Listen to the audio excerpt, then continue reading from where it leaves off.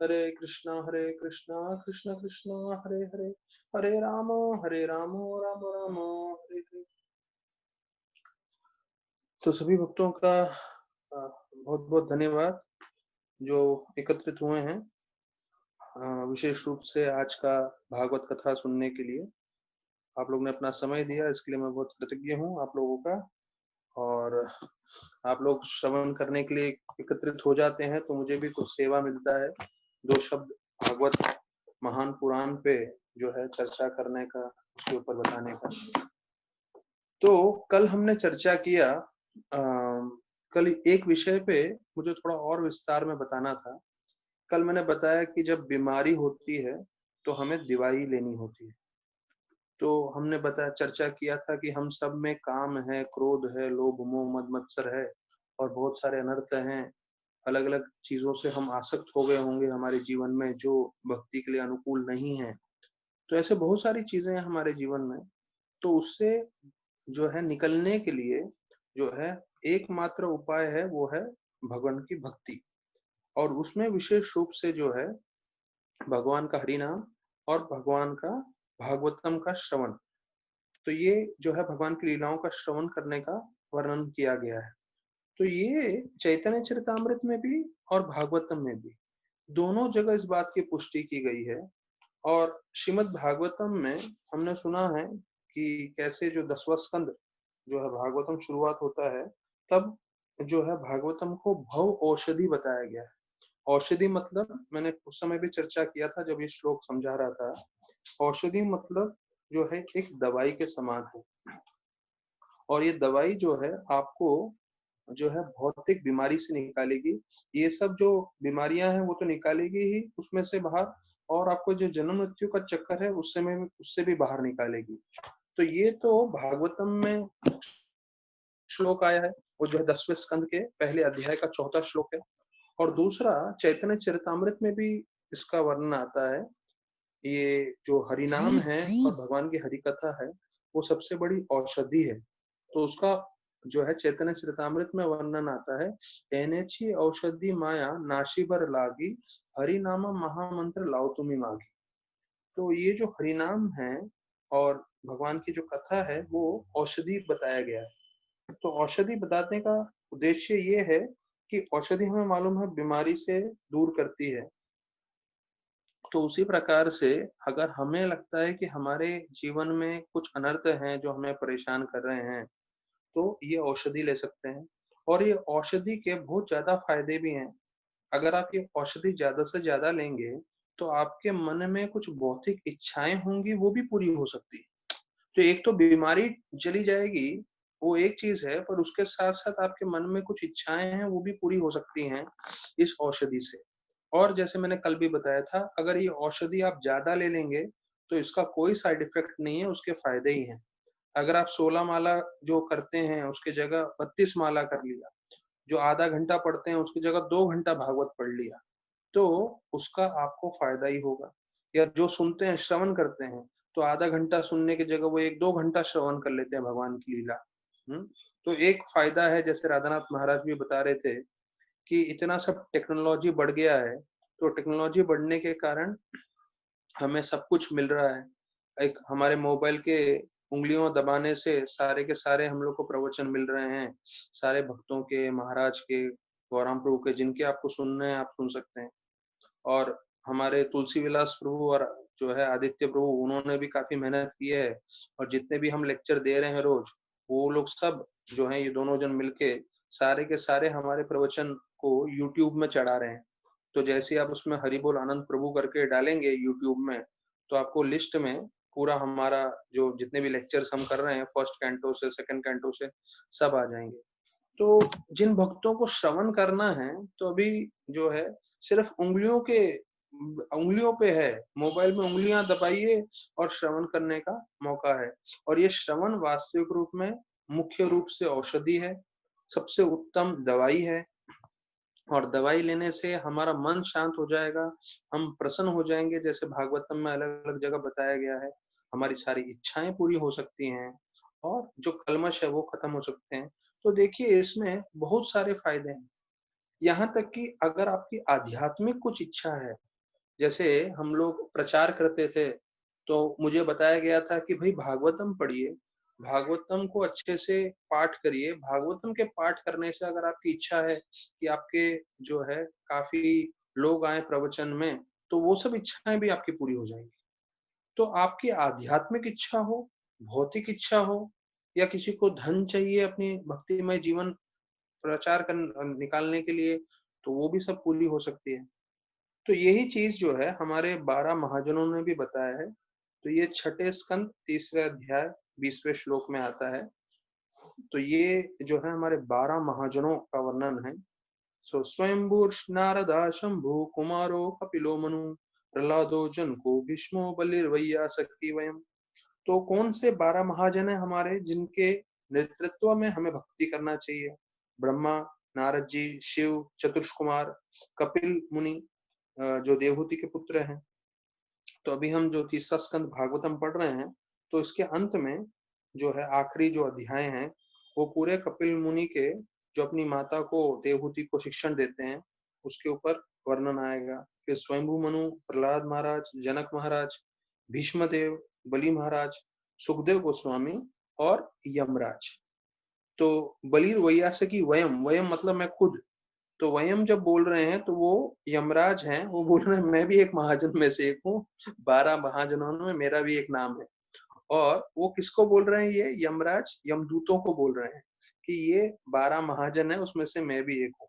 उसमें से हम जो है विशेष रूप से नारद मुनि जो हैं और शिव भगवान और प्रहलाद महाराज, भीष्म देव, बलि महाराज और वैयासकी मतलब सुखदेव गोस्वामी जी हैं। तो सुखदेव गोस्वामी के कारण हम पूरा भागवतम जो है सुन पा रहे हैं। तो इन सबको हम ज़्यादा जो है इन 6 महाजनों को ज़्यादा पूजते हैं, ज़्यादा करते हैं। वैसे तो 12 के 12 महाजन पूजनीय हैं, पर इनके संपर्क में हम ज़्यादा हैं। तो ये जो है छठे स्कंद में इसका पूरा वर्णन आता है। और यमराज जी जो इस प्रसंग के बारे में बता रहे हैं, क्योंकि वो अजामिल को जो है लेकर नहीं आ पाए, तो यमदूत आके पहली बार प्रश्न करने लगे और बोले कौन है जिन्होंने नारायण नारायण जप किया जिसके कारण जो है मैं हम उनको ला नहीं पाए।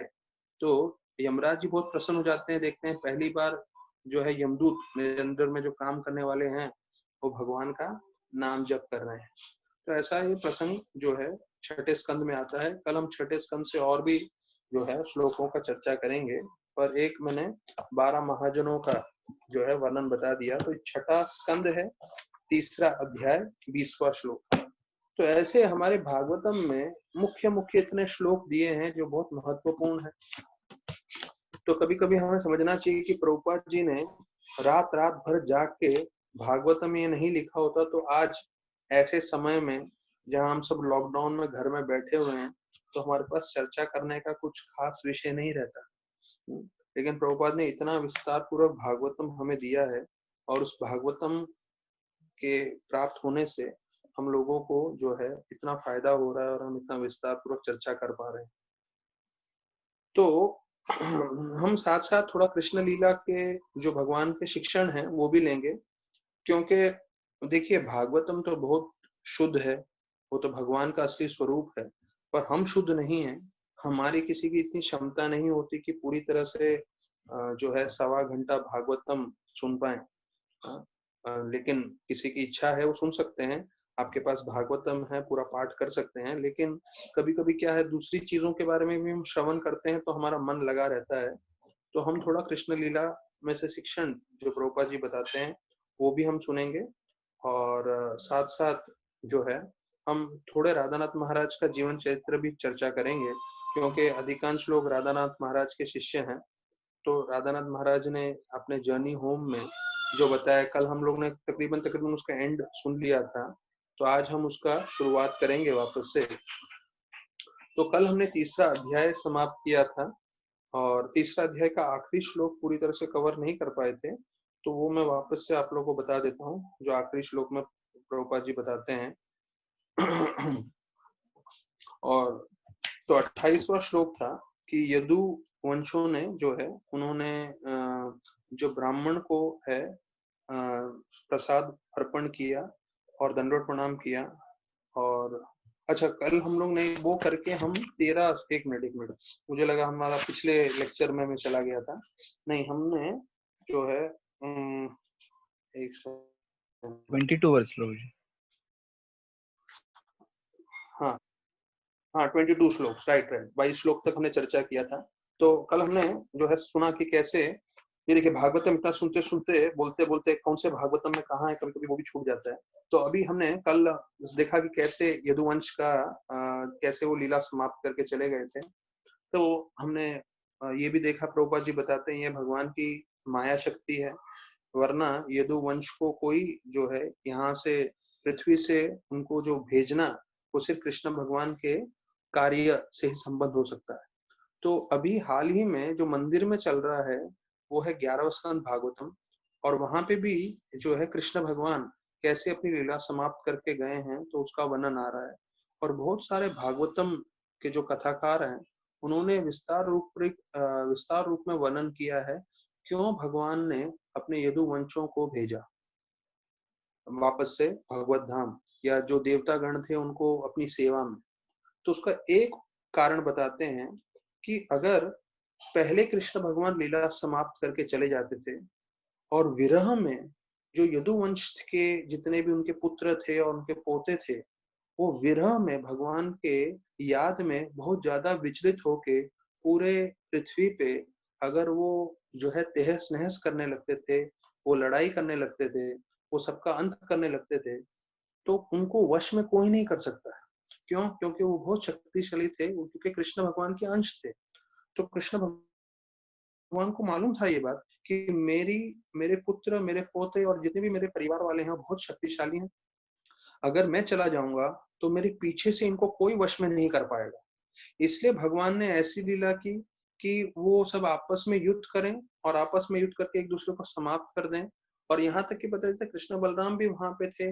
वो नशे की अवस्था में बलराम जी पे भी आक्रमण किए और बलराम जी भी सबका अंत करके फिर उनका भी समय आ गया, उन्होंने भी जो है अपना लीला समाप्त करके वो भी गोलोक वृंदावन चले गए। तो ये पूरा लीला इस तरह से किया गया है जिससे भक्त तो इसको समझ पाएंगे, लेकिन जो अभक्त हैं, जिनको आध्यात्म ज्ञान नहीं है, जो परंपरा में नहीं आ रहे हैं और जिनके मन में दूसरे दूसरे उद्देश्य हैं, वो इन सब लीलाओं से बहुत भ्रमित होते रहेंगे। तो जैसे आज भी लोग जो हैं कृष्ण भगवान को स्वीकार नहीं करते पूर्ण पुरुषोत्तम, राम को स्वीकार कर लेंगे वो, क्योंकि राम मर्यादा पुरुषोत्तम है, एक पत्नी व्रत उन्होंने सब लिया है, तो राम को स्वीकार करते हैं पर कृष्ण को नहीं स्वीकार करते हैं। तो कृष्ण भगवान जो है कार्य ऐसे करते हैं जिससे ये सब जो शुद्ध भक्त नहीं है वो पूरी तरह से उनको स्वीकार ना कर पाए।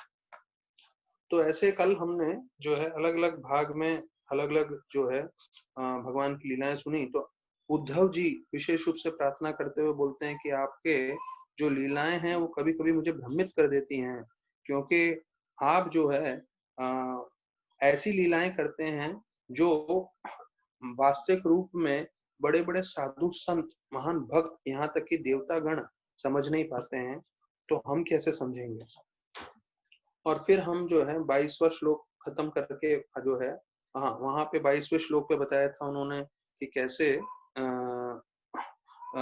जो है बद्रिक आश्रम में जाने के लिए कहा था उनको नर नारायण ऋषि के संग लेने के लिए। और नर नारायण ऋषि बताया जाता है वो वास्तविक रूप में जो है भगवान के ही अवतार हैं, और वहां पे बहुत सारे साधु संत भी हैं। तो उनको जो है कृष्ण भगवान का जो है विशेष रूप से एक मैसेज था, हाँ, तो वो देने के लिए उद्धव जी को चुना गया था और उद्धव जी उसके लिए खास गए। तो प्रभुपाद जी बताते हैं, कल हमने सुना कि 4 धाम हैं, उसमें से एक है बद्रीनाथ सबसे प्रमुख, और जगन्नाथपुरी, और एक है रामेश्वरम और द्वारका। और प्रभुपाद ये भी बताते हैं कि जो भक्त होते हैं वो चारों धाम जाने की कोशिश करते हैं जिससे उनको आध्यात्मिक उन्नति मिले और हमारा आध्यात्मिक जीवन में प्रगति हो सके। तो अभी हम 23वां श्लोक जो है चर्चा करते हैं। हम 23 से 27 श्लोक जो है इसमें बताया गया है, विदुर जी जो हैं वो उद्धव जी से आध्यात्मिक ज्ञान प्राप्त करने के लिए उनको विनती करते हैं। तो 23वें श्लोक में आता है कि कैसे जो ज्ञान है उस ज्ञान प्राप्त करने से हमारे जीवन में जितने भी दुख तकलीफ हैं उसका नष्ट हो सकता है। तो उन्होंने सारे यदुवंश का नाश के बारे में सुना और फिर जो है वो थोड़े दुखी हो गए थे, लेकिन फिर ये आध्यात्मिक ज्ञान की शक्ति से उन्होंने फिर अपने आप को जो है आध्यात्मिक ज्ञान से अपने मन को वश में कर लिया। तो ये बहुत ज़रूरी है क्योंकि इसमें जो प्रभुपाद जी बताते हैं, हम सबके लिए बहुत मुख्य है समझना। ये बताते हैं प्रभुपाद जी कि जब भी हमारे परिवार में कोई सदस्य का अंत होगा, देहांत होगा, तो उसमें हम बहुत दुखी होंगे। पर भक्तों को ये सीखना चाहिए कि कैसे आध्यात्मिक शक्ति से हमें अपने दुख पे जो है वश करना चाहिए, उसको नियंत्रण करना चाहिए। तो ये 23वां श्लोक है। आप लोग चाहिए तो भक्तगण जो है तीसरा स्कंद चल रहा है, चौथा अध्याय, उसमें 23वें श्लोक में प्रभुपाद स्पष्ट कर रहे हैं कि हम सबके परिवार में हमारे नजदीकी जो परिवार वाले हैं वो कभी ना कभी जो है सबका देहांत होगा ही होगा।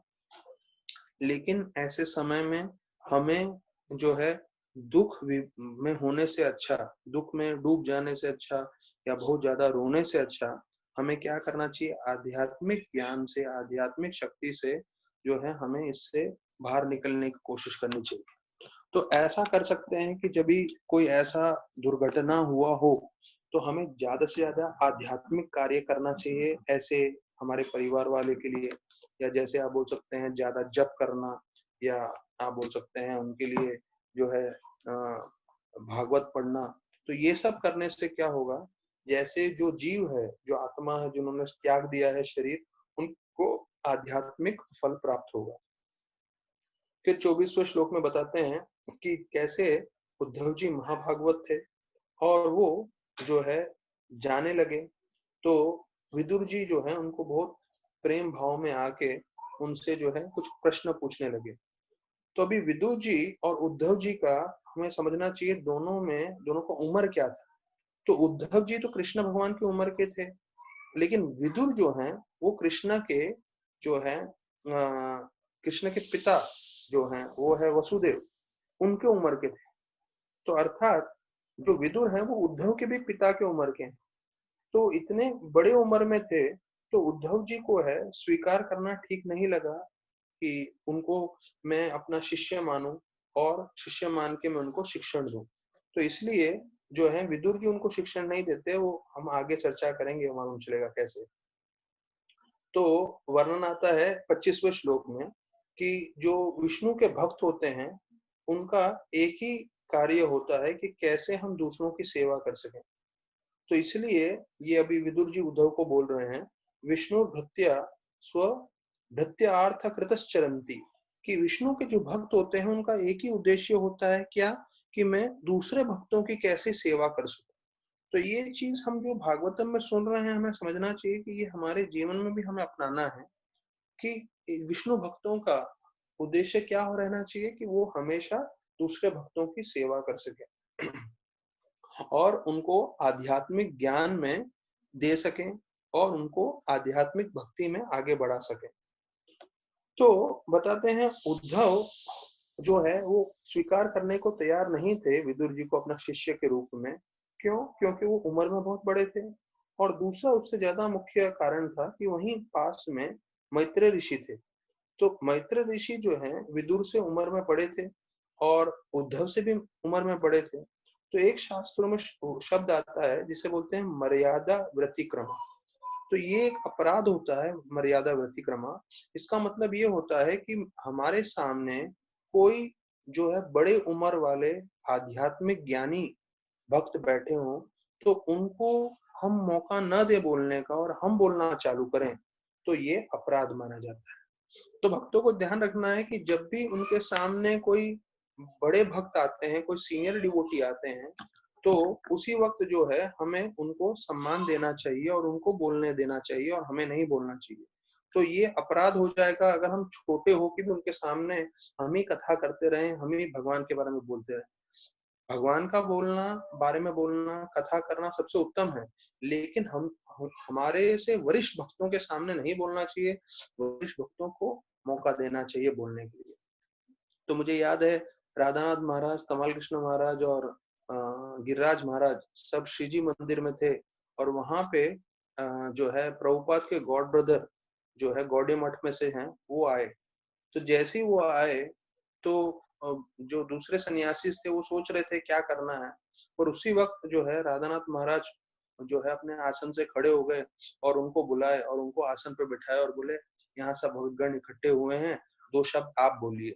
और सारे दूसरे सन्यासी भी नीचे बैठ गए, क्योंकि वो जो थे प्रभुपाद के गॉड ब्रदर थे, मतलब प्रभुपाद के जो है अनुयायी थे, उनके साथ वाले थे। तो उनको उतना सम्मान दिया प्रभुपाद के जैसे, और उनको बताया कि आप बोलिए, हम लोग सब सुनेंगे। तो ये हमें ध्यान रखना है मर्यादा वृत्तिक्रमा का। तो यही चीज जो है उद्धव जी ने भी ध्यान रखा। उन्होंने विदुर जी को स्वीकार नहीं किया, उन्होंने विदुर जी को जो है मैत्रेय जी के पास भेजा। तो प्रभुपाद बताते हैं इसके तात्पर्य में 25वें श्लोक में कि मानव समाज में सबसे मुख्य कार्य एक ही है, वो है आध्यात्मिक ज्ञान देना। अगर आध्यात्मिक ज्ञान रहेगा तो हर जीव संतुष्ट रहेगा, और जितने दूसरे जीवों को वो ज्ञान दे रहा है तो उससे उनका जीवन भी सार्थक हो जाएगा, वो भी संतुष्ट रहेंगे, वो भी आनंद में रहेंगे। जैसे गीता में पूरा बताया गया है ये यज्ञ करने का उद्देश्य क्या है। संकीर्तन यज्ञ जो हम भक्ति का यज्ञ कर रहे हैं उसका उद्देश्य क्या है, जब तक हम इस जीवन में हैं तब तक हम संतुष्टि से रह सकें, और जब हमारा जीवन का अंत हो तो हम भगवत धाम जा सकें। तो ये जो ज्ञान है जितना भी हम देंगे तो उससे लोगों का कल्याण होगा। तो गांधी जी का एक स्टेटमेंट है जो पूरे वर्ल्ड के सब कंपनियों में, जो इंटरनेशनल बड़े बड़े कंपनी है, वो गांधी जी का एक स्टेटमेंट है, एक उनका वाक्य है जो पूरी तरह से स्वीकार करते हैं। और उसका जो है यहाँ तक कि वो सब लोगों को, ये सब भक्ति से कुछ संबंधित नहीं है, लेकिन फिर भी सब लोग स्वीकार करते हैं और सब लोग इसका जोर जोर से प्रचार भी करते हैं।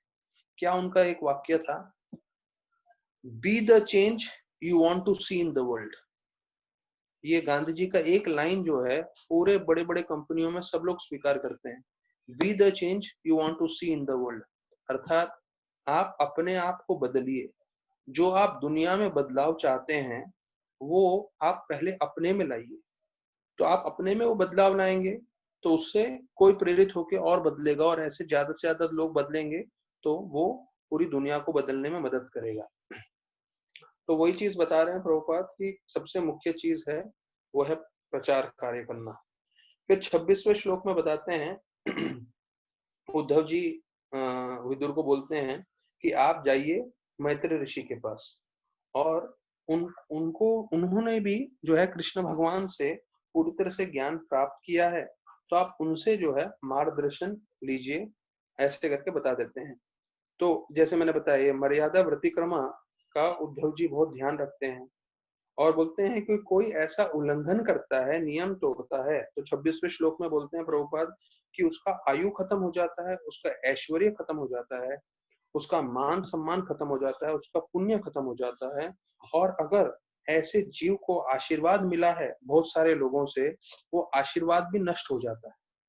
तो देखिए कितना महत्वपूर्ण है कि हम मर्यादा व्यतिक्रमा न करें, हमारे से जो वरिष्ठ वैष्णव हैं उनका सम्मान करें, और उनको सम्मान करते हुए जो है उनको सेवा करने का मौका दें। अच्छा, प्रभुपाद जी दूसरा चीज बताते हैं कि हमें ज्यादा उत्साह नहीं दिखाना चाहिए गुरु बनने के लिए। और वो, तो आपको गुरु बनना क्यों है, क्योंकि आपको मान सम्मान चाहिए, नहीं। तो ऐसा उत्साह बता के गुरु बनना नहीं चाहिए, क्यों, क्योंकि आपको मान सम्मान चाहिए। ये सही मार्ग नहीं है। सही मार्ग क्या है, आप गुरु क्यों बन रहे हैं, ये भगवान की सेवा करने के लिए, भगवान की सेवा के लिए, भगवान की प्रसन्नता के लिए अगर आपको गुरु बनना पड़ रहा है तो आप बनिए। फिर 27वें श्लोक में वर्णन आता है कि कैसे विदुर जी जो है भगवान के गुणगान सुनते हैं, और उद्धव जो है पूरी रात उनके साथ भगवान की हरि कथा करते हैं, जो पूरा रात एक पल के समान बीत जाता है।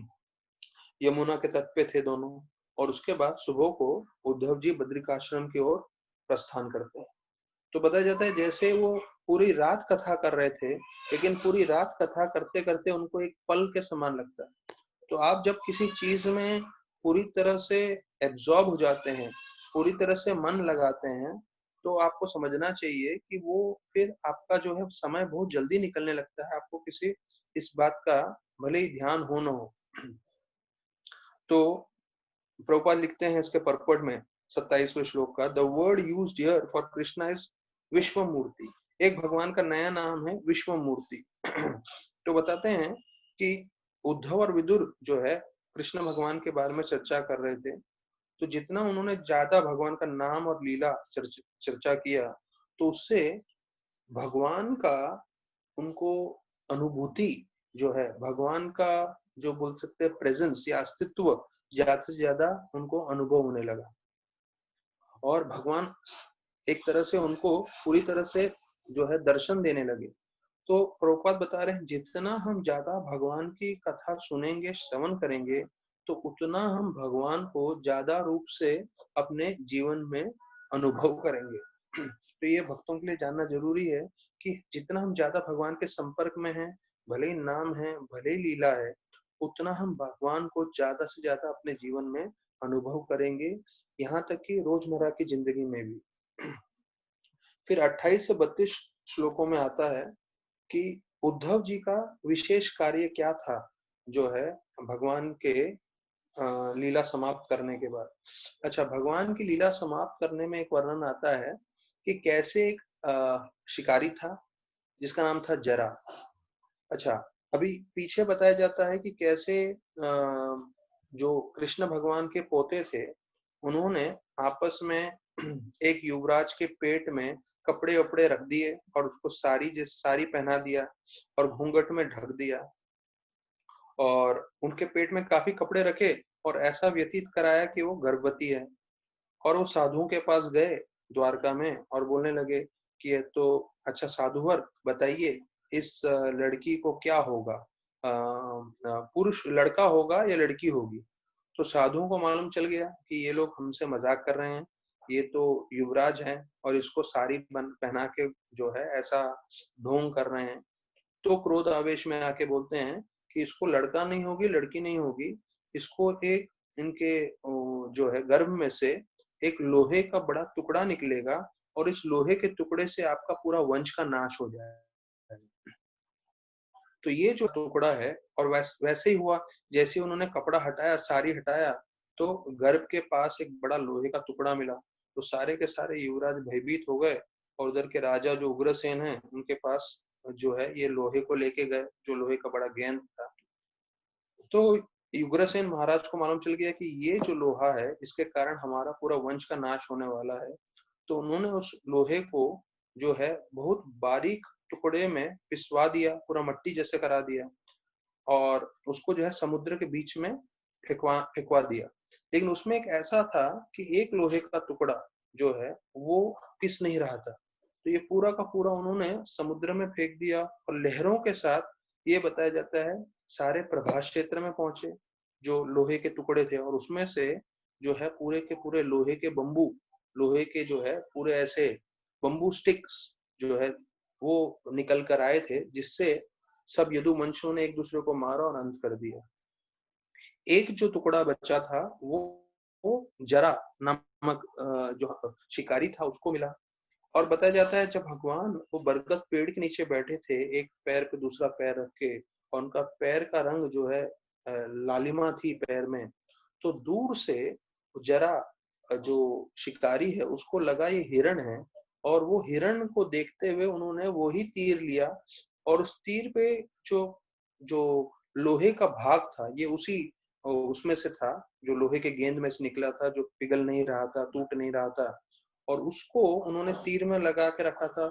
और वो जो तीर मारा, तो उससे भगवान ने अपने लीला समाप्त की, और इसी शरीर के साथ भगवान आध्यात्मिक जगत में प्रवेश कर लिए, या भौतिक जगत में जहां उनको दूसरी जगह लीला करनी थी वहां चले गए। तो ऐसा पूरा वर्णन आता है दूसरे शास्त्रों में। तो यहाँ पे बताया जा रहा है कि उद्धव जी को एक विशेष कार्य दिया गया था भगवान के जाने के बाद। तो महाराज परीक्षित पूछ रहे हैं कि उद्धव जी क्यों अकेले रह गए हाँ भगवान के जाने के बाद? तो ये महाराज परीक्षित का प्रश्न है, तो उसका जवाब देते हुए बताते हैं। तो यहाँ जीव गोस्वामी जो है निधनम शब्द का मतलब बता रहे हैं। नी मतलब सबसे ऊंचा और धनम मतलब जो है ऐश्वर्य। तो निधनम शब्द का मतलब ये है इस श्लोक में जो आया है कि भगवान का जो धाम है वो सबसे उत्तम है, सर्वोत्तम सर्वश्रेष्ठ है। तो इसका ये वर्णन करते हुए बताते हैं। और निधनम शब्द का उपयोग इसलिए आया है कि भगवान के जितने भी संगी पार्षद हैं सबको भगवत धाम भेजा गया था। तो यदु वंश में जो युद्ध हुआ था और उसमें एक दूसरे अंत हो गए थे, तो एक तात्पर्य ये भी है कि वो सब देवता गण थे, उन सबको सेवा के लिए जाना था, देवलोक में वहां गए थे। और दूसरा एक और यहाँ पे प्रभुपाद जी बता रहे हैं 28वें श्लोक में कि सारे के सारे यदु वंश के जो भगवान के परिवार वाले थे वो सब भगवत धाम चले गए। All the associate were dispatched to their respective positions in the transcendental abode. आचार्य इस बात का सहमति करते हैं कि हम जीव जो हैं कर्मों के बंधन से यहाँ पे जन्म लेते हैं, पर भगवान अपनी स्वेच्छा से आते हैं और चले जाते हैं। तो फिर 30 और 31 श्लोक में जो है वर्णन आता है 30-31 में कि लॉर्ड कृष्णा जो है भगवान कृष्ण सोचने लगते हैं और उसका वर्णन आता है यहाँ पे आगे कि उद्धव जी सबसे प्रमुख भक्त हैं, तो इसलिए उनको मैं सेवा दे सकता हूँ जो है मेरा ज्ञान के बारे में जो है बताना। अर्थात मैं यहाँ लीला समाप्त करके चले जाऊंगा, कृष्ण भगवान सोच रहे हैं, पर मेरा जो ज्ञान है, मेरी भक्ति है मेरे बारे में और जो मेरे लीला है वो मैं उद्धव जी को बता सकता हूँ कि उद्धव जी सबसे मुख्य भक्त हैं। तो ज्ञानम मद आश्रयम कि ये जो ज्ञान प्राप्त करके जो मेरे आश्रय आ सकते हैं, तो उसका वर्णन करने के लिए मैं उद्धव जी को नियुक्त करता हूँ। तो प्रभुपाद जी 18वें अध्याय के 55 श्लोक बताते हैं 30वें अध्याय में, तीसरे श्लोक में कि कैसे हम भक्ति से ही भगवान को समझ सकते हैं। भक्त्यामाम अभिजानति यावन्यत् चस्मे तत्वतः। तो अभी हमने 30वें श्लोक में देखा कैसे कृष्ण भगवान ये बोल रहे हैं कि उद्धव जी जो हैं वो मेरे समान हैं, वो सबसे महान भक्त हैं। और 31 श्लोक में बताते हैं कि वो किसी भी रूप में जो है मेरे से कम नहीं है और उनको पे बिल्कुल भी माया का प्रभाव नहीं है। गुणेर नराधिता, तो ये बताया जाता है कि उनको भगवान के नियुक्त भक्तों में से एक माना गया है। तो भगवान ये सोचते हैं कृष्ण कि कैसे उद्धव जी को यहाँ छोड़ दिया जाए जिससे वो मेरे बारे में जो आध्यात्मिक ज्ञान है वो सारे भक्तों को बता सके। तो ये उद्देश्य था कि क्यों जो महाराज परीक्षित का प्रश्न था किस भगवान चले गए आध्यात्मिक जीवन में, आध्यात्मिक ध्यान में, तो उद्धव जी को क्यों छोड़ दिया गया? तो उद्धव जी को इसलिए छोड़ दिया गया कि जो भगवान के दूसरे भक्त हैं उनको उद्धव जी भगवान के बारे में जो है कथा सुना सकें, भगवान के बारे में ज्ञान दे सकें। और जो है प्रभुपाद लिखते हैं कि अगर भगवान के हमें संगी भक्त बनना है तो हमें एक चीज ध्यान रखना चाहिए कि ये जो 3 गुण हैं, रजोगुण, सत्वगुण और तमोगुण, उससे हमें प्रभावित नहीं होना चाहिए। और प्रभुपाद बताते हैं यहाँ तक कि हम सिर्फ सत्व गुण में रहें वो भी काफी नहीं है, हमें शुद्ध सत्व में आना चाहिए। ये जो है 31 श्लोक में वर्णन आ रहा है कि कैसे हमें भक्ति करते हुए जो है शुद्ध शुद्ध सत्व में रहेंगे, जिसे प्रभुपाद भी बताते हैं। ये जो सत्व गुण के ऊपर आता है जो सबसे उत्तम गुण है, जिसे शुद्ध सत्व बोलते हैं और जिसे वासुदेव भी बोलते हैं। तो जब हम उसमें रहेंगे अर्थात भगवान की भक्ति करते रहेंगे तब हम तीनों गुणों से प्रभावित नहीं होंगे। तो जैसे मैंने बताया हुआ पहले कि रजोगुण, तमोगुण और सत्वगुण में सबसे उत्तम है सत्वगुण। तो जो सत्वगुण में रहेगा वो व्यक्ति प्रसन्न रहेगा इस भौतिक जगत में, ये गीता में भी बताया गया है। और वो दुखी नहीं रहेगा, तकलीफ में नहीं रहेगा जैसे रजोगुण और तमोगुण के लोग रहते हैं। लेकिन सत्व गुण में रह के हमारा जीवन सार्थक नहीं होगा, हमें सत्व गुण से शुद्ध सत्व में आना है। लेकिन शुद्ध सत्व का जीवन हमें पालन करना जरूरी है। उदाहरण दिया जाता है जब प्लेन उड़ता है तो उसके लिए वहां पे उसको एरोड्रम पे जो है जाना जरूरी है, जिसे हवाई अड्डा बोलते हैं। तो ये जो एरोड्रम होता है, एरोड्रम से प्लेन टेक ऑफ करता है। तो शुद्ध सत्व पे जाने के लिए हमें सत्व गुण पे होना जरूरी है। तो हमें ध्यान रखना है हमारे खाने में, हमारे बोलचाल में, हमारे सोने में, हमारे सब कार्यों में जो है हम सत्व गुण का प्रभाव में ज्यादा रहें, क्योंकि जितना रजोगुण में रहोगे तो फिर उससे तमोगुण में भी जाने का जो है ज्यादा चांसेस बन जाते हैं। तो प्रभुपाद लिखते हैं भक्ति रसामृत सिंधु का जो है एक श्लोक, इह यास्य हरिर्दास्य कर्मणा मनस्या गिरा निकल असु अपि अवस्थासु जीवन मुक्त से उच्यते। अर्थात जो व्यक्ति अपने कर्मों, अपने मन और अपने शरीर, हाँ, अर्थात अपने शब्दों से, अपने मन से और अपने शरीर से हमेशा भगवान की सेवा करता रहता है, तो वो मुक्त आत्मा कहलाता है। तो अगर हम अपने शब्द, अपना मन और अपना शरीर पूरी तरह से भगवान की सेवा में लगा के रखेंगे तो जीवन मुक्त से उच्यते। तो रूप गोस्वामी बतला रहे हैं कि भले ही आप यहाँ पे रह रहे हो बंबई में या जहाँ पे भी आप हैं, लेकिन वहां पे आप मुक्त कहलाओगे। क्यों? क्योंकि आप भगवान की सेवा में पूरी तरह से लगे हो, अपने शरीर से, अपने शब्दों से और अपने मन से। फिर 32वें श्लोक में बताया जाता है उद्धव जो हैं भगवान के शिक्षण पालन करते हैं और वो बद्रिक आश्रम पहुंचते हैं और भगवान को पूरी तरह से ध्यान करने लगते हैं। तो बताया जाता है कि जो उद्धव जी को ज्ञान दिया गया था वो जो है गीता में ज्ञान दिया है उससे बढ़कर था।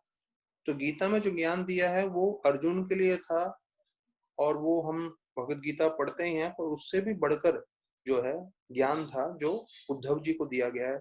इसलिए प्रभुपाद भी बताते हैं गीता मतलब ग्रेजुएशन है और भागवतम अर्थात पोस्ट ग्रेजुएशन। पोस्ट ग्रेजुएशन मतलब एक कदम बढ़कर है। तो जिन्होंने गीता अच्छे से पढ़ लिया है उन्हें जो है भागवतम पढ़ना चाहिए।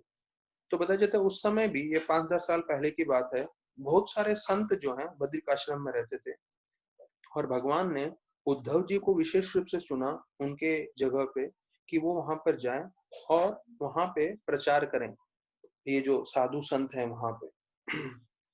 तो प्रभुपाद लिखते हैं Uddhav was practically deputed to carry message to Badrik ashram, not only for the sages of the place of pilgrimage but also to नर नारायण deities। तो भगवान जो वहां पे तपस्या कर रहे थे नर नारायण के रूप में, उनके लिए भी उनको जो है कुछ बताना था, इसलिए जो है उद्धव जी को चुना। तो उद्धव जी वहां के साधु संतों को तो बताने ही वाले थे भगवान की लीला और भगवान की कथा, पर विशेष रूप से नर नारायण जी को भी बताना चाहते थे कि कृष्ण भगवान ने लीला समाप्त कर ली है और वो अपने धाम चले गए हैं। तो ये ज्ञान देने के लिए उद्धव जी को भेजा गया। तो प्रभुपाद लिखते हैं हर कोई भक्त जो है उद्धव के समान बन सकता है और भगवान का ये जो सबसे मुख्य और या आप जैसे बोल सकते हैं सबसे गुह्य ज्ञान है, सबसे कॉन्फिडेंशियल ज्ञान है, वो प्राप्त कर सकते हैं और वो भक्ति के द्वारा दूसरों को दे सकते हैं। जैसे उद्धव जी जो है बद्रिक आश्रम में जाके प्रचार कर रहे थे, वही मौका आपको और मुझे भी मिला है। अगर हम ध्यान पूर्वक भक्ति करेंगे तो हमें भी वही मौका मिलेगा दूसरों को भक्ति देने का। फिर प्रभुपाद जी बताते हैं कोई भी व्यक्ति गीता और भागवतम बिना भक्तों की सहायता के नहीं समझ सकता। तो अगर हमें गीता और भागवतम समझना है तो हमें भक्तों के अधीन होना पड़ेगा, भक्तों का मदद लेना पड़ेगा, तब हम समझ पाएंगे। तो विश्वनाथ चक्रवर्ती ठाकुर का इसमें जो है चर्चा करते हुए बता रहे हैं कि उन्होंने भी टिप्पणी दी है इस विषय पे कि ये जो भगवान की लीला समाप्त करना है तो वो जो है वो क्या ज्ञान की बात थी। मतलब ये विश्वनाथ चक्रवर्ती ठाकुर का जो है कमेंट्री आ रहा है कि अभी उद्धव जी को भेजा गया नर नारायण ऋषि और उधर के संतों को ज्ञान देने के लिए, वो क्या ज्ञान है? तो विश्वनाथ चक्रवर्ती ठाकुर बता रहे हैं वो ज्ञान ये है कि भगवान ने अपनी लीला समाप्त कर ली है और यदुवंश का पूरा नाश हो चुका है और भगवान भगवतधाम चले गए हैं अपने 100 साल यहाँ पे पृथ्वी पे लीला करके। तो विश्वनाथ जी ठाकुर बता रहे हैं ये ज्ञान था जो उद्धव जी को जाके देना था। और बाकी भी हमें मालूम है उद्धव जी पूरी तरह से बृहस्पति के शिष्य थे और द्वारका की जो रानियां थी जब वो उनको विरह हो रहे थे कृष्ण भगवान की लीला समाप्त करने के बाद, तो उद्धव जी जो हैं उनको जाके कथा सुनाते हैं। यहाँ तक कि वो वृंदावन में जाते हैं, वृंदावन में गोपियों को कथा सुनाते हैं कृष्ण भगवान की, और गोपियों से सुनते हैं कृष्ण भगवान की कथा। तो उद्धव जी जो हैं वो पूरी तरह से भगवान की भक्ति में पारंगत थे, और वो जो है सबको सांत्वना देने में सबसे जो है पूर्वीन थे, इसलिए उनको चुना गया। और फिर बताया जाता है कि वो नर नारायण ऋषि के पास और दूसरे शुद्ध भक्तों के पास जो है उद्धव जी चले गए। तो ये 32वां श्लोक हुआ।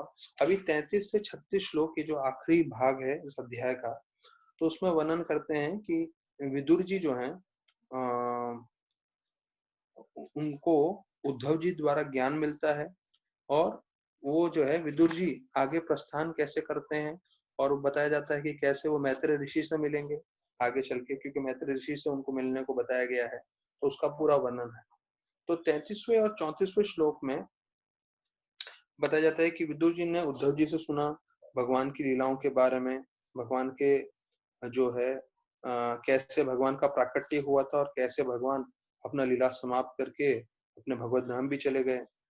और ये सुनने के बाद बताया जाता है वो विदुर जी के हृदय में जो है उनकी उत्कंठा, उनकी भक्ति जो है पूरी तरह से तीव्रता से बढ़ गई। तो बताया जाता है जिस तरह से हमारे मन में भक्ति करने की जो इच्छा है वो कैसे और प्रबल हो सकती है, कैसे मजबूत हो सकती है जब हम हरि कथा सुनते हैं। तो वैसे ही जब विदुर जी ने उद्धव जी से सुना, तो विदुर जी के हृदय में भगवान की तरफ जो आकर्षण है, भगवान की तरफ जो भक्ति है वो पूरी तरह से बढ़ गया। लेकिन जो लोग, जो जीव भगवान की भक्ति नहीं करते, वो इसके तरफ आकर्षित नहीं होते, और वो एक जानवर के समान है। ये 33 और 34वें श्लोक में बताया गया है। तो जानवर के समान क्यों बताया गया है? क्योंकि एक जानवर अपनी आध्यात्मिक प्रगति के लिए जो है उसको कोई रुचि नहीं होती। उसी प्रकार से कई जो जीव हैं, मानव हैं, लेकिन वो लोग पूरा समय इंद्र भोग में लगे रहते हैं, भौतिक कार्यों में लगे रहते हैं, तो उनको ऐसे भगवान की लीलाओं की तरफ जो है आकर्षण नहीं होता। तो 35वां श्लोक जो है वो मुख्य है, वो हम सब साथ में जो है चौथे अध्याय का चर्चा कर सकते हैं। आत्मानां च कुरु श्रेष्ठ कृष्णेन मनसेक्षितं ध्यायन् गते भगवते रुरुडो प्रेम विफल। रुरुडो प्रेम विफल, रुरुडो मतलब रोना। तो 35वें श्लोक में वर्णन आता है कि विदुर जी जो है जोर जोर से रोने लग गए। क्यों रोने लग गए? वो भी भाव विभोर होके, रुरुडो प्रेम विफल, प्रेम भाव में आके रोने लग गए, क्योंकि कृष्ण मन इक्षितम, कृष्ण भगवान उनको याद कर रहे थे अपना आखिरी समय में। वो लीला समाप्त करके जाने से पहले बताया जाता है कृष्ण भगवान उनको याद कर रहे थे। तो ये सोच के जो है विदुर ने जब ये सुना कि कृष्ण भगवान लीला के अंत में भी जो है मुझे याद कर रहे थे, ऐसा सुन के जो है जोर जोर से रोने लगे। तो प्रभुपाद जी बहुत अच्छी बात लिखते हैं, हमें जरा ध्यान से समझना है, इसको गलत कॉन्टेक्स्ट में ले लेंगे तो पूरा गड़बड़ हो जाएगा। तो प्रभुपाद जी 35वें श्लोक में लिखते हैं, रोना जो है आध्यात्मिक भक्ति का सबसे उत्तम उत्तम पदवी है। जो भक्त भगवान के लिए रो सकता है, अर्थात प्रेम भाव में आके, तो उसका भक्ति पूरी तरह से सार्थक है। अब ये जो प्रभुपाद ने लिखा है कि हमें समझना चाहिए कि रोना भगवान के लिए सबसे उत्तम भाव में है, तो वो चीज हमें पूरी तरह से समझना है कि ऐसा नहीं है कि हमें लोगों के सामने रोना है, दूसरे भक्तों के सामने रोना है, नहीं। एकांत में जब आप भगवान की भक्ति कर रहे हैं, भगवान की प्रार्थना कर रहे हैं, जैसे अभी हम इतने 3 महीने से 4 महीने से लॉकडाउन में हैं, तो हो सकता है किसी को गोपीनाथ की बहुत याद आ रही हो, या उनके जो विग्रह हैं जिनका दर्शन नहीं कर पा रहे हैं, और ऐसी याद में अगर किसी का आंसू निकले, तो वो भी दिखावे के लिए नहीं, अविरह में भगवान से, तो उसे बोलते हैं उत्तम श्रेणी का भक्ति। अगर आपके आंखों में से जेन्युइनली आंसू आ रहे हैं याद में भगवान के, तो उसे बोलते हैं हाईएस्ट लेवल भक्ति का, डिवोशन का। तो ये सिर्फ दिखाने की चीज नहीं है। ऐसा नहीं है कि मैं दूसरों भक्तों को दिखाना चाहता हूँ, मैं देखिए कितना भक्ति में एडवांस्ड हूँ इसलिए मैं याद में रो रहा हूँ, वो नहीं है ये। ये आपके हृदय में से जब आप भगवान से बहुत प्रेम करते हैं और विरह के रूप में जब आप याद करते हैं, रोते हैं, तो वो सबसे ऊंचे स्तर की भक्ति है, प्रभुपाद जी बताते हैं। और फिर बताया जाता है कि विदुर जी जो है गंगा के तट पे पहुंचे और वहां पे जो है मैत्री ऋषि थे और मैत्री ऋषि से मिले। तो यहाँ बताते हैं कि विदुर जी को ये बताया गया था कृष्ण भगवान ने कि वो मैत्री ऋषि के पास जाए, और मैत्री ऋषि को भी मैंने कृष्ण भगवान ने स्वयं ज्ञान दिया है। और उनका ज्ञान देने का उद्देश्य क्या था कि जो है विदुर जी मैत्री जी से ज्ञान प्राप्त कर सके। तो ये एक चीज था जो सुनते ही रोने लगे कि कैसे कृष्ण भगवान उनको अंतिम समय भी याद कर रहे थे। तो अभी हम 5वें अध्याय में प्रवेश करेंगे, पर उससे पहले मैं थोड़ा ब्रेक लेके आपको कृष्ण भगवान की जो लीलाएं हैं कृष्ण बुक में से, उसमें बहुत अच्छे अच्छे लीलाएं और शिक्षण दिए हैं, तो वो हम चर्चा करते हैं। तो एक लीला हमने बार बार सुनी है, फिर से सुन सकते हैं, ये बहुत महत्वपूर्ण है। कृष्ण भगवान जो है ब्राह्मण पत्नियों को शायद बता रहे हैं ये चीज, क्योंकि ब्राह्मण की पत्नियां जो हैं अलग अलग भोग लाके कृष्ण भगवान को देती हैं और वो वहीं रहना चाहती हैं कृष्ण भगवान और बलराम जी को देखने के लिए। तो कृष्ण भगवान उनको मना करके बोलते हैं कि अगर आप मेरे बारे में बात करें, मेरे बारे में आप चिंतन करें और मेरा नाम जप करें, तो इतना करने से जो है आप अवश्य रूप से जो है भगवत धाम प्राप्त कर सकते हैं। तो ये जो ब्राह्मण पत्नियां हैं उसके द्वारा कृष्ण भगवान हम सबको बताना चाहते थे कि सिर्फ भगवान का स्मरण करने से, भगवान की कथा सुनने से, भगवान का नाम जप करने से हम आध्यात्मिक जीवन प्राप्त कर सकते हैं। तो अभी हमें चाहिए कि हम किसी भी परिस्थिति में हो पर इस चीज को जोड़ लें और जो है इसको महत्वपूर्णता दें। जैसे महाराज बता रहे थे राधानाथ स्वामी वृंदावन में कि इसको प्रायोरिटी दें, इसको समझे कि ये हमारे जीवन में मुख्य है और इसको महत्वपूर्ण देते हुए इसको टाइम दें, तो उससे हम अति जो है आवश्यक रूप से भक्ति में प्रगति कर सकते हैं। अभी आगे बताते हैं कि जो शब्द भगवान की लीला का वर्णन करते हैं वो अमृत के समान है। तो जो भी भक्त इसके बारे में सुनता है, श्रवण करता है, तो इस भौतिक जगत में जैसे आग लगा हुआ है, उस आग रूपी संसार से बच सकता है भगवान की हरि कथा श्रवण करने में।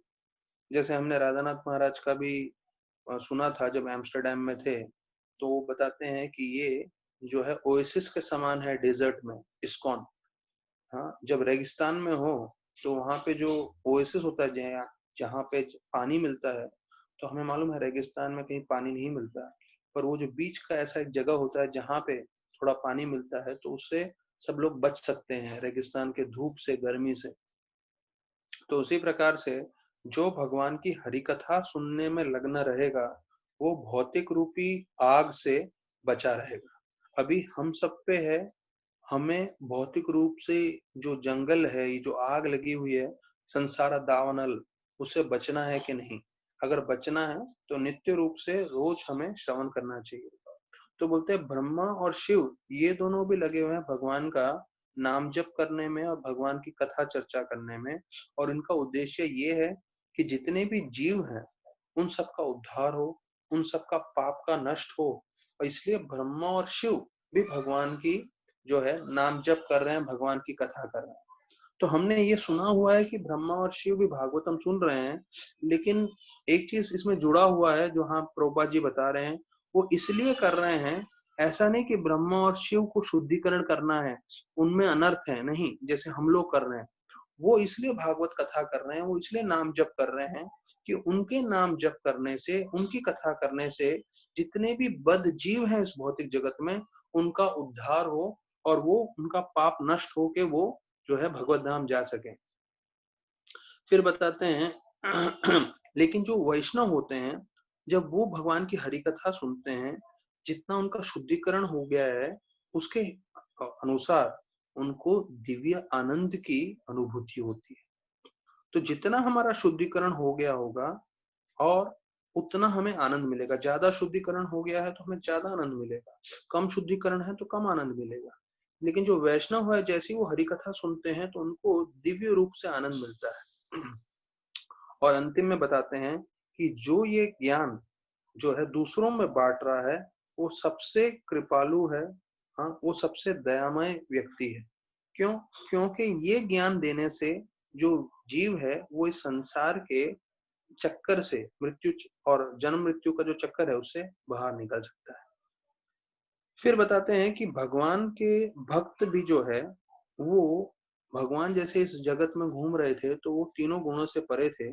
तो भगवान के भक्त जो हैं कृष्ण भगवान को हमेशा हृदय में लेके रखते हैं। अर्थात कृष्ण भगवान का नाम जप करते हैं, कृष्ण भगवान की भक्ति, कृष्ण भगवान का सेवा, कृष्ण भगवान की कथा। तो जैसे कृष्ण भगवान तीनों गुणों से परे थे, वैसे ही जो शुद्ध भक्त हैं वो भगवान को अपने हृदय में धारण करने के कारण वो भी इन तीन गुणों से परे रहते हैं। तो जो भक्त है वो इन तीन गुणों से प्रभावित नहीं होता, सत्व रजो तमो गुण से। क्यों? क्योंकि वो पूरी तरह से कृष्ण भगवान का चिंतन करता रहता है। इसीलिए प्रभुपाद जी बताते हैं कि इस दुनिया के सुख या दुख उन दोनों से भी प्रभावित नहीं होता। वो पूरा समय उसका मन कृष्ण में लगा रहता है, कृष्ण का चिंतन करते रहते हैं। तो ऐसे जो है कृष्ण भगवान की लीलाओं में थोड़ा वर्णन दिया बताया गया था। अच्छा, अभी हमें एक और चीज समझना है। मैं क्लास में सुन रहा था कि कैसे अभी कुछ दिन पहले श्रीवास ठाकुर जी का जो है अपीयरेंस डे था। श्रीवास ठाकुर मतलब हमारे 5 चैतन्य महाप्रभु के जो 5 पार्षद हैं, जिसे पंचतत्व बोलते हैं, तो उसमें आते हैं श्रीवास ठाकुर भी आते हैं। तो श्रीवास ठाकुर का जीवन चरित्र आ रहा था, उनके बारे में थोड़ा सुन रहा था। तो हमें समझना चाहिए कि जो भगवान के पार्षद थे और विशेष रूप से ये पांचों का नाम लिया जाता है, एक तो चैतन्य महाप्रभु है, नित्यानंद है, अद्वैत आचार्य हैं, गदाधर और श्रीवास ठाकुर। तो क्यों इतने मुख्य माने जाते थे? तो जस्ट आप लोग को एक जस्ट उनका कथा बताता हूँ जिससे आप समझ सकते हैं कि श्रीवास ठाकुर इतने परम भक्त क्यों थे। तो जो श्रीवास आंगन में जो कीर्तन होता था, तो वो कीर्तन बताया जाता है रासलीला के समान था। जैसे रासलीला में कृष्ण भगवान अपनी गोपियों के साथ जो है प्रेम के उन्माद में लीला करते थे, वैसे ही चैतन्य महाप्रभु जो है अपने भक्तों के साथ शिवास आंगन में जो है कीर्तन करते थे। यहाँ पे ऐसा वर्णन आता है कि चैतन्य महाप्रभु ने बताया, हम लोग क्यों अपना पूरा रात बर्बाद कर रहे हैं सोने में। हमें अपना रात को बर्बाद नहीं करना चाहिए, हमें रात को भी कीर्तन करना चाहिए। तो सारे भक्त जो हैं एकदम खुश हो गए, आनंदित हो गए और बोले हाँ। और उस समय से पूरा रात भर भी कीर्तन होता, तो दिन में भी कीर्तन होता था काफी समय तक, और रात को भी पूरी रात जो है सारे भक्त सोते नहीं थे, सारे भक्त कीर्तन करते थे। देखिए ये है हरि नाम। हाँ, हमें थोड़ा एक आध घंटा कथा सुनना पड़ता है तो वो बड़ी तपस्या लगती है, पर महाप्रभु के भक्त जो है पूरी रात कीर्तन करने के लिए तैयार थे। और उसमें होता ऐसा है कि उनका पुत्र जो है वो उसका देहांत हो जाता है, शिवास ठाकुर का।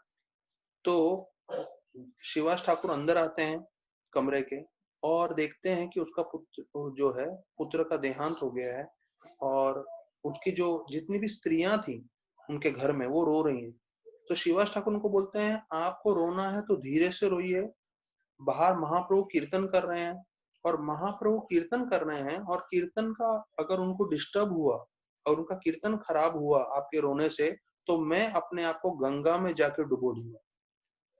देखिए इतनी बड़ी बात हुई है शिवास ठाकुर के घर में, उनका पुत्र का देहांत हो गया है, लेकिन फिर भी जो है वो क्या बोल रहे हैं कि महाप्रभु प्रसन्न रहने चाहिए। महाप्रभु जो है उनका जो है उनके कीर्तन में जो है किस तरह की बाधा नहीं आनी चाहिए। और महाप्रभु कीर्तन कर रहे हैं, कीर्तन कर रहे हैं, लेकिन कीर्तन करते समय उनको लग रहा है कुछ तो हुआ है यहाँ पे। और फिर जो है वो किसी भक्त को पूछते हैं, मुझे इतना उत्साह नहीं आ रहा है, क्या कुछ हुआ क्या यहाँ पे? तो फिर बोलते हैं हाँ, महाप्रभु श्रीवास ठाकुर का लड़का जो है शरीर त्याग चुका है। तो महाप्रभु बोलते हैं, अरे मुझे बताया क्यों नहीं और कब हुआ ये? तो बोलते हैं 7.5 घंटा पहले। तो 7.5 घंटा पहले उन्होंने शरीर त्याग दिया था, पर शरीर त्यागने के बावजूद जो है किसी ने महाप्रभु को नहीं बताया। तो जब महाप्रभु ये सुने तो उनके आंखों में जो है अश्रुधारा आ गया और तब उन्होंने बोला, मैं कैसे इन भक्तों को कभी छोड़ पाऊंगा, क्योंकि महाप्रभु जो है हाल ही में संन्यास लेने वाले थे और संन्यास लेके वो मायापुर छोड़ के जगन्नाथपुरी में निवास करने वाले थे भविष्य में। तो उनको ऐसे भक्तों को श्रीवास ठाकुर को छोड़ना पड़ेगा। और श्रीवास ठाकुर का प्रेम ऐसा था कि इतनी बड़ी जो है मुश्किल आ गई उनके घर में, लेकिन फिर भी उन्होंने भगवान को बताया नहीं, भगवान को जो है तकलीफ नहीं दिया। और फिर बताया जाता है जब उनके शरीर को बाहर लेकर आया गया तो महाप्रभु जो है बोलने लगे उस बालक को, उठो आप और बताओ आप कहाँ गए हो। तो महाप्रभु स्वयं भगवान है, स्वयं कृष्ण है। तो उनकी वाणी सुनते ही जो है छोटा सा बालक जो है वो जागृत अवस्था में आ गया और बोलने लगा कि महाप्रभु, मैं तो आप ही की इच्छा से, काल के प्रभाव से दूसरे शरीर में जा रहा हूँ और अभी आपके यहाँ पे दर्शन कर लिए हैं तो मैं भी सीधा भगवत धाम जा रहा हूँ। तो ये तो प्रकृति का नियम है, जो भी आते हैं उनको जाना भी पड़ता है। तो ऐसा बोल के फिर से सो जाता है, जो है शरीर त्याग देता है।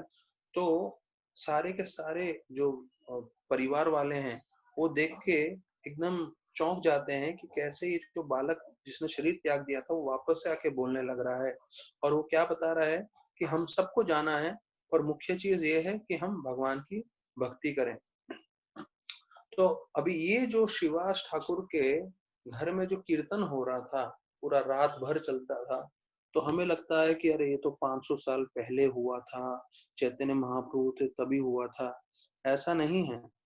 अगर आप आज भी शुद्ध भक्त के संग में रहेंगे, हाँ, तो या जो भक्ति अच्छे से कर रहे हैं उनके संग में रहेंगे तो आप उसका अनुभव कर सकते हैं। कुछ साल पहले हमारे मंदिर से पूना यात्रा होता था। तो पूना यात्रा जब होता था तो वहां पे राधानाथ महाराज और जितने भी बम्बई के भक्तगण हैं वो सब जाते थे। वहां पे सुबह होता था मंगल आरती 6 बजे और वो मंगल आरती चलता था 6 बजे से 12 बजे तक। फिर दोपहर का कार्यक्रम होता था। दोपहर का कार्यक्रम होने के बाद जब शाम का कीर्तन का समय होता था तो रात को खाना खाने के बाद 2:30 बजे तक कभी कभी कीर्तन चलता था, 1 बजे, 2 बजे, 2:30 बजे तक। और महाराज कीर्तन करते हुए बोलते थे, ये समझिए ये आपका आखिरी कीर्तन है, ये आपका आखिरी महामंत्र है, ऐसा दिल से बोलिए। और रात को 2:30 बजे तक जो है महाराज कीर्तन करते रहते थे, गाते रहते थे और उसके साथ साथ सारे भक्त भी गाते थे। तो जो वाकई जिन्होंने संकीर्तन को अपने जीवन में अपनाया है तो वो जो है इस समय के परे रहते हैं और पूरी तरह से भगवान की भक्ति में लीन रहते हैं। तो अभी हम जो है ये 5वां अध्याय प्रारंभ करते हैं। 5वें अध्याय में वर्णन किया गया है, ये विदुर जी और मैत्रेय के संवाद का पूरा जो है दृष्टांत बताया गया है। तो पहले 9 श्लोकों में विदुर जी जो है प्रश्न पूछ रहे हैं मैत्रेय ऋषि को, तो उसका वर्णन है।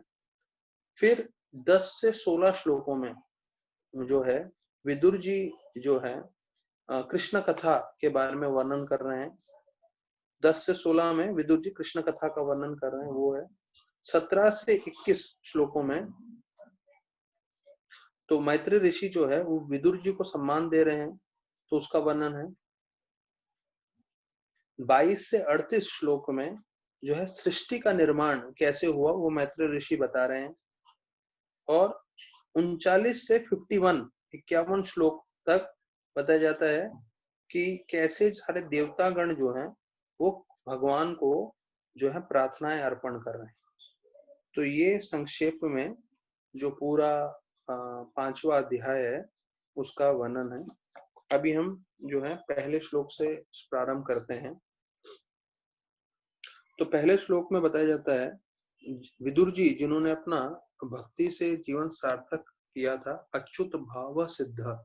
अच्युत भाव सिद्ध का मतलब है कि उन्होंने भक्ति मार्ग से अपना जीवन जो है पूरी तरह से सार्थक किया था। वो मैत्रेय ऋषि से हरिद्वार पे जाके मिलते हैं।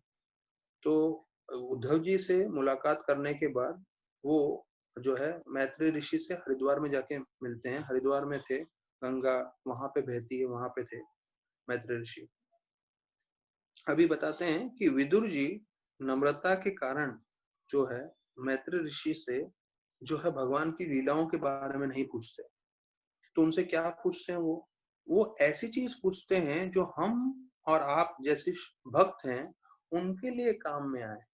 जो एक आम मनुष्य है, जो इस भौतिक जगत में अपनी इंद्रियों के साथ जो है बहुत मुश्किल से अपना जीवन निर्वाह कर रहा है, तो उनके कल्याण हेतु, उनके अच्छे के लिए जो है नम्रता पूर्वक भगवान के बारे में नहीं सुन के वो बोलते हैं चलो मैं इन जीवों के उद्धार के लिए प्रश्न पूछता हूँ। तो अभी जो दूसरा श्लोक में प्रश्न आ रहा है, वो वर्णन करता है हमारे और आपके जीवन में क्या हो रहा है। तो वो जो है प्रभुपाद जी बताते हैं। तो वो दूसरा श्लोक आने से करने से पहले तो प्रभुपाद लिखते हैं कि कोई भी, अगर ये पहले श्लोक में तात्पर्य बताते हैं कि जो भी जीव पूरी तरह से भक्ति में मन लगा के सेवा करेगा, भक्ति करेगा, तो भगवान जो हैं ऐसे जीव को सारे अच्छे गुणों से जो है सम्मान देंगे। तो हमें कोई अलग से अच्छे गुण ढूंढने की, सोचने की, करने की आवश्यकता नहीं है। अगर हम पूरी तरह से अपना मन भक्ति में लगाएं तो सारे अच्छे गुण हमें अपने आप प्रकट हो जाएंगे। और अभी दूसरा श्लोक आ रहा है जो हम सबके लिए बहुत महत्वपूर्ण है। विदुर उवाच सुखाय कर्माणि करोति लोको न तय सुखम वान्यत उपारमां वा विन्दन्ति भूयस्तत् दुःखम यत् अत्र युक्तम भगवान वदे न। तो ये जो श्लोक है, इसका ये कई बार कोट किया हुआ श्लोक है, सबसे भागवतम के one of the most prominent या जरूरी श्लोकों में से आता है। सुख कर्माणि, सुखाय कर्माणि करोति लोको। तो जितने भी लोग हैं इस भौतिक जगत में, वो कार्य कर रहे हैं, वो मेहनत कर रहे हैं सिर्फ एकमात्र उद्देश्य से, क्या? कि मुझे सुख की प्राप्ति हो। अब ये देखिए भागवतम है, तो इसको मान के चलिए ये गणेश जी ने लिखा है, व्यासदेव जी के ने रचना की है और सुखदेव गोस्वामी ने बोला है। तो इसको आपको पूरी तरह से अपनाना है अपने जीवन में। तो बोलते हैं जितने भी जीव हैं इस भौतिक जगत में, वो एक ही उद्देश्य से कार्य कर रहे हैं, मेहनत कर रहे हैं। क्या उद्देश्य है? सुख की प्राप्ति करने के लिए। लेकिन क्या होता है, दूसरे श्लोक में बताया, न तय सुखम, लेकिन उनको सुख तो मिलता नहीं है, यहाँ तक कि संतुष्टि भी नहीं मिलती। देखिए एक होता है दुख, एक होता है शांति और एक होता है सुख।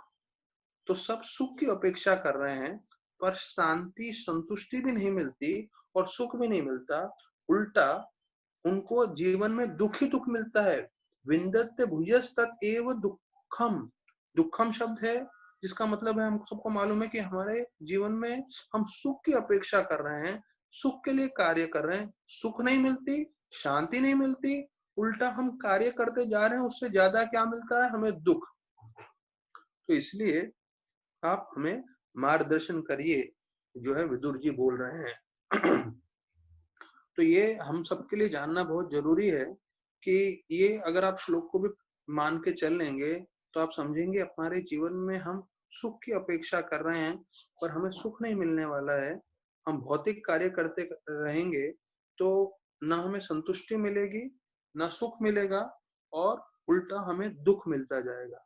तो इसलिए वो पूछते हैं कि आप बताइए कि हमें असली में सुख या आनंद कैसे मिलेगा।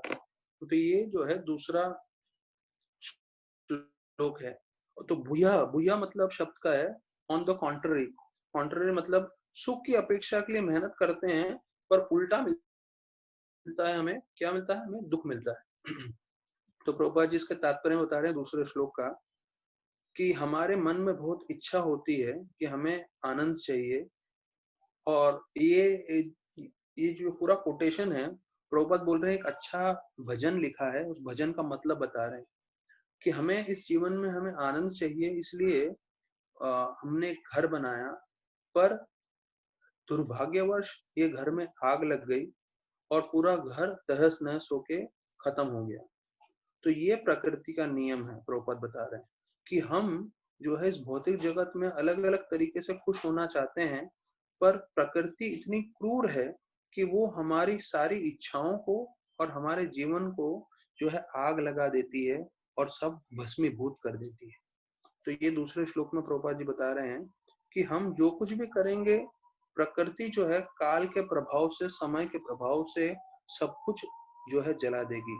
या तो हमें जला देगी या तो फिर हमारी जो इच्छाएं हैं या जितने सारे जो चीज हम इकट्ठा कर रहे हैं उसको जला देगी।